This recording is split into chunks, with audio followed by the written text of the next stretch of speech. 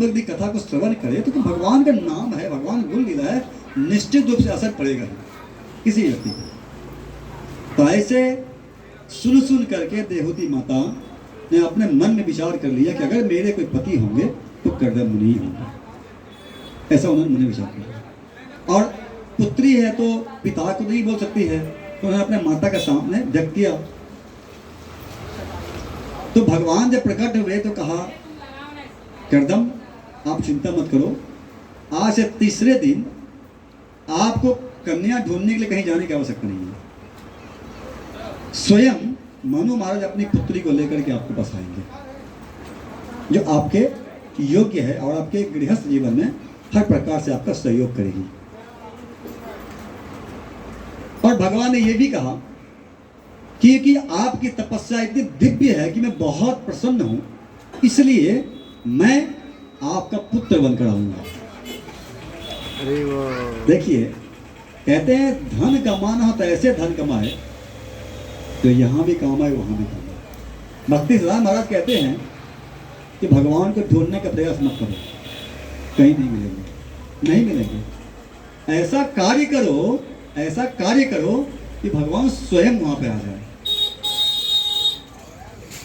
ध्रुव महाराज 5 साल की अवस्था में थे और अपने कुमाता विमाता के बात पे वे बहुत दुखी हो गए। कोई क्षत्रिय पुत्र थे, तो क्षत्रिय तो किसी का सहता नहीं है, चाहे बालक हो कोई भी हो, है कि नहीं। तो जब उनके विमाता ने उन्हें अपने पिता गोद से बाहर निकाल दिया, अपने माता के सामने जब रोते रोते गई तो माता ने कहा, पुत्र रो मत, आप अपने पिता के राज्य की तरफ चाहते हो तो आप उनसे भी बड़ा राज्य प्राप्त कर सकते हो। आपके दादा ने, जिनके पिता के शरण में गया था, कि पूरे संसार की सृष्टि करने का शक्ति भगवान ने प्रदान कर दिया, आप उनके शरण में जाओ।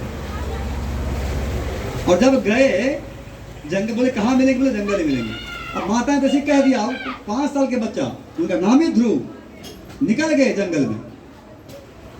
अब भगवान ने देखा, अरे बच्चा 5 साल के कहाँ जाएगा ये ढूंढने के लिए, किसको ढूंढेगा। तो नारद मुनि को भेजा उन्होंने, गुरु को, क्योंकि जहाँ सही जिज्ञासा होता है वहाँ भगवान निश्चित रूप से सही व्यक्ति को भेजते हैं। अगर हमारी उत्कंठा अगर भगवत प्राप्ति की है तो निश्चित रूप से भगवान सही व्यक्ति के मार्गदर्शन आपको छोड़ेंगे। प्रभुपाद हजारों जगह भगवत गीता में कोट करते हैं कि आपकी जिज्ञासा सही है तो प्रामाणिक गुरु के शरण में जाइए, और आप अगर जिज्ञासा अगर सही है, उद्देश्य सही है, तो आपको भगवान सही गुरु के मार्गदर्शन दे देंगे आप ढूंढने। लेकिन जिसकी हृदय शुद्ध नहीं है, जो छल प्रपंच लेके चलता है, वही संसार कपटी गुरु के चक्कर में चला जाता है, जो कपट से उसके धन को कपट लेता है, और वो भी अंधा बहिर गुरु चेला और नरक में ठेलम ठेला। लेकिन ऐसे लोग ऐसा ही होता है। लेकिन अगर सही जिज्ञासा हो तो भगवान सही व्यक्ति को भेजते हैं, और यहाँ प्रमाण है। नारद मुनि को भेजा, नारद ने चेक किया उनको, बड़े बच्चे कहाँ जा रहे हो, बोला भगवान को ढूंढने जा रहा हूँ। बोला, इतने छोटे बच्चे हो, शेर खा जाएगा, जंगल बाहर चले जाओ घर पे। बोला, मैंने सुना है कि साधु संत तो बहुत मार्गदर्शी होते हैं, लेकिन आप तो मुझे अगर रास्ता सही नहीं दिखा सकते तो आप मेरे रास्ते चले जाओ, मैं अपना ढूंढ लूंगा। तब देखा ये तो बहुत दृढ़ है, तो बोला ठीक है, भगवान को आपको ढूंढना ही है। तब उन्होंने कहा कि आप वृंदावन चले जाओ, मधुबन में जाकर तपस्या करो, और मंत्र किया था सब का, ओम नमो भगवते वासुदेव, ये मंत्र का जप करो। भगवान शंख चक्र गदा पद्मधारी भगवान श्री कृष्ण श्याम सुंदर निश्चित रूप से आपको कृपा करेंगे, और यही होगा। तो हमें भगवान के ढूंढने, कर्दम मुनि एक जगह बैठ करके तपस्या किए और भगवान साक्षात आए और कहा कि मैं आपका पुत्र बनकर आऊंगा।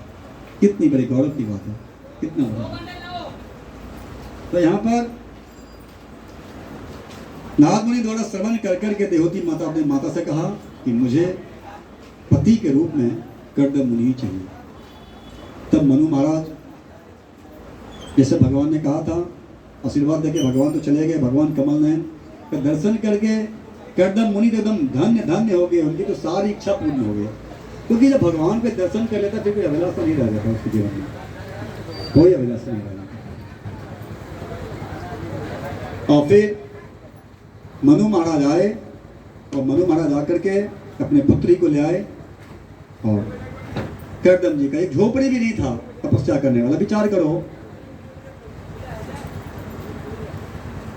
माता देवहूति जो राजकुमारी थी, आप मनु महाराज पूरे पृथ्वी के चक्रवर्ती सम्राट थे, एक राजा की कन्या राजकुमारी किस स्थिति में रहती है विचार करो। लेकिन वे एक फटीचर के पास लेके आई है जिसके पास कुछ भी नहीं है। क्यों? भौतिक दृष्टि से देखा जाए तो कुछ नहीं है उनके पास, लेकिन मनु महाराज बहुत बुद्धिमान थे।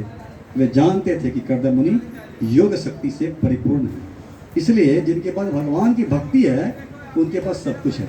हमारे गुरु महाराज कई बार कहते हैं कि संसार में सबसे बड़ा धनवान कौन? क्या जिसके पास 4-5 बंगला हो या ये ठाकुर कॉम्प्लेक्स में 2-4 बिल्डिंग हो, बैंक बैलेंस हो, धनवान?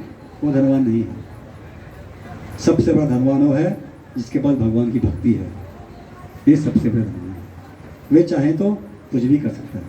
और आगे आप देखेंगे कर्दम मुनि क्या क्या करते हैं अपने योग शक्ति से। तो यहाँ पर आते हैं और यहाँ पर आकर के उन्होंने कहा कि हे कर्दम जी, हे ब्राह्मण श्रेष्ठ, मैं जानता हूं कि आप ब्रह्मचारी जीवन का पालन कर रहे हो। और आप उन्होंने ये नहीं कहा कि भगवान आए थे मुझे कहा कि आप कर्दम मुनि के पास चले जाओ। उन्होंने कहा मेरी पुत्री आपसे आपके योग्य है और आप गृहस्थी में आपका हर प्रकार सहयोग करेगी, तो आप कृपा करके इसको स्वीकार कीजिए। देखिए, ये भी कह सकते थे कि भगवान आया था मुझे कहे थे कि आप कर्दम मुनि को ले जाओ, ऐसा भी कह सकते थे। उन्होंने ऐसा नहीं कहा। एक पिता का कर्तव्य है कि अपने पुत्री को विनीत भाव से उनके योग्य पति को समर्पित करें। अपने पुत्री को कर्दम मुनि को क्षमा चाहता हूँ, मनु महाराज और शत्रुपा जो है अपनी पुत्री को कर्दम मुनि को सौंपते हैं। बहुत इसका वार्तालाप में पहले इसका चर्चा किया हूँ पहले विस्तार से, तो उसमें अभी विस्तार से नहीं जाऊँगा। और हर प्रकार से उन्हें दान दहेज दे करके अपने पुत्री को उन्होंने वहीं पे विदा किया। और जब वो जा रहे थे तो अपने पुत्री को अपने दोनों हाथों से भर के रोने लगे मनु महाराज, क्योंकि पिता का देखा जाता है कि पिता के लिए पुत्री अधिक स्नेही होती है।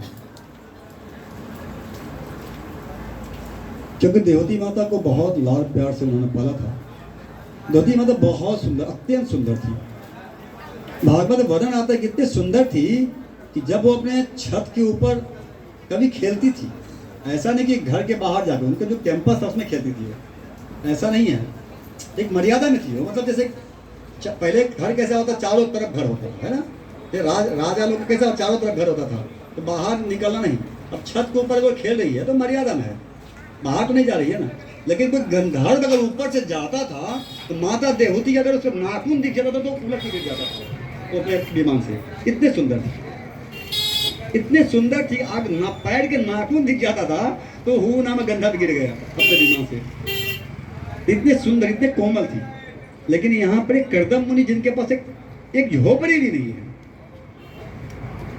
एक पानी पीने के लिए एक मटका भी नहीं, गिलास भी नहीं है, ऐसे स्थिति में इस राजकुमारी को उन्होंने कर्दम मुनि को सौंपा। और मनु और शत्रुपा हर प्रकार से अपने पुत्री को दान दहेज दे करके वहां से विदा हो गए।